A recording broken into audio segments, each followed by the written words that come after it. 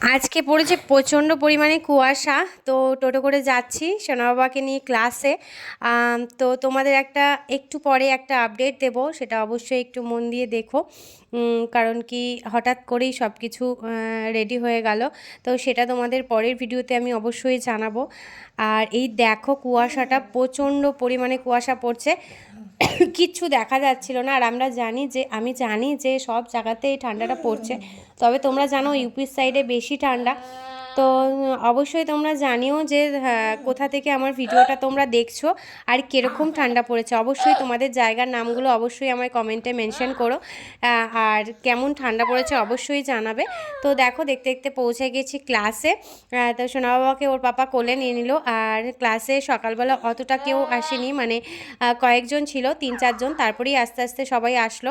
তো আজকে আমরাও একটু লেট করেই গেছিলাম, 9:30 বেজে গেছিলো, 9টা 9:30। তো চলো টাটা সবাইকে।